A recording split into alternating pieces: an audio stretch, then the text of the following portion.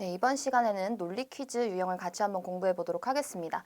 자, 논리 퀴즈라고 하는 거는요, 우리가 문제를 보면서 여러 가지 이제 조건들이 주어지게 될 겁니다. 그래서 그 조건을 가지고 경우의 수를 한번 추려보게 될 거고요. 그 경우의 수에 맞는 조건에 가장 부합하는 문제를 찾는 유형으로 생각해 주시면 되는데요.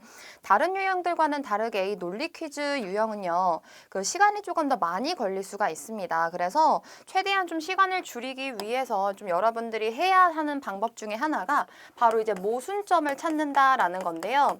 자, 여러 가지 조건이 주어져 있을 거예요. 그 중에서도 이게 사실관계를 드러내주고 있는 것들이 나타나게 됩니다. 그러니까 뭐뭐 한다면 뭐뭐 할 것이다라고 하는 어떠한 가정이나 조건들을 나타내 주는 게 아니라 자, 뭐뭐 할 것이다 아니면 뭐뭐 한다라는 식의 사실관계를 나타내주고 있는 조건들을 잘 활용을 하시고 그리고 그 조건들을 비교해 봤을 때 모순점이 등장하는 부분들이 있을 거예요. 그래서 그 모순점을 찾는 것부터 시작을 해야 우리가 경우의 수를 줄여가면서 시간을 효율적으로 사용할 수가 있기 때문에 이 논리 퀴즈라고 하는 유형 자체는 시간을 최대한 조금 많이 활용해야 하는 그렇지 않아도 시간이 많이 걸리는 유형이기 때문에 시간 분배에 특히나 좀 유의를 하셔야 합니다.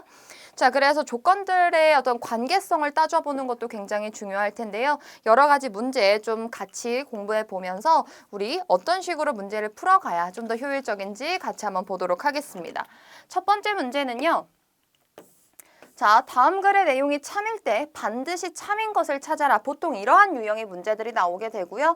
지금 지문에 보시면 어떠한 줄글로 쭉 이어져 있는 게 아니라 여러 가지 조건들이 주어져 있을 거예요. 어떤 사람들의 각자의 의견이 제시가 되어 있을 거고 지금 문제를 한번 살펴보면 자, A국은 B국의 동태를 살피도록 3명의 사신을 파견을 하였습니다. 자, 3명의 사신은 각각 3가지의 주장을 한 거예요. 그러니까 사실을 밝히는 게 아니라 자기가 생각했던 주장과 의견을 내세웠다라는 거죠. 자, 그래서 이 각 사신의 주장 중에서 둘은 참이 될 거고요. 하나는 거짓이 될 겁니다. 자, 지금 사신 두 사람이 사실이고 한 사람이 거짓이라는 게 아니라 각 사신의 주장 중에 각각 3가지씩의 주장을 내세우고 있고요. 그 중에 2가지는 참이고 하나는 거짓이다라고 우리가 이거는 조건으로 파악해 볼 수가 있겠네요. 자, 이렇게 조건이 주어졌을 때 반드시 참인 것을 찾아라. 아까 처음 시작할 때는 모순점을 찾아야 한다라고 말씀을 드렸습니다. 자, 우리가 조금 눈으로 보기 쉽게 조건에다가 숫자를 좀 달아서 구분을 할 건데요. 자, 이렇게 여러분들이 문제를 풀 때도 숫자를 달아가지고 좀 구분을 해보시면 아무래도 그냥 문자만 가지고 구분을 하는 것보다는 조금 더 눈에 쉽게 들어오게 될 거예요. 자, 그렇게 봤을 때 우리 첫 번째 사신의 첫 번째 조건이었죠. 첫 번째 주장이었죠. 자, 비국은 군사 물자를 확보할 수 있다면 전쟁을 일으킬 것이다 라고 했어요. 군사 물자를 확보하면 전쟁을 일으킬 거예요. 자, 근데 쭉 내려와 봤을 때 사신 3의 두 번째 주장을 보시면 비국은 군사 물자를 확보하고 있기는 하지만 이라고 이 부분이 나오거든요.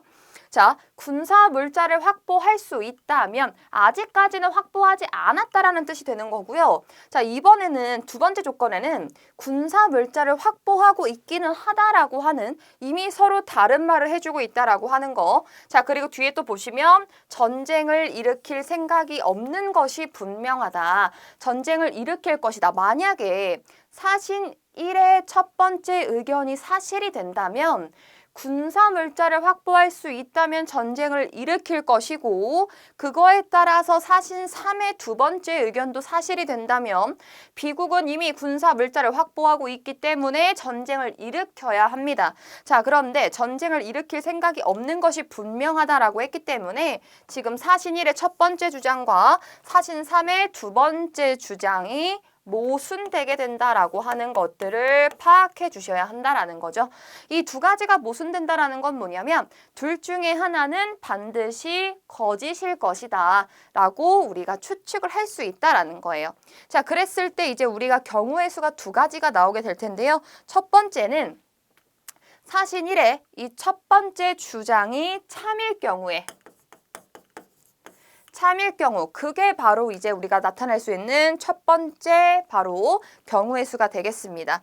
자, 이 경우에는요. 바로 사신삼의 두 번째 주장이 거짓이 된다라고 우리가 가정을 하고 그 다음에 이제 나머지가 주장이 맞는지를 체크를 해봐야 되겠죠.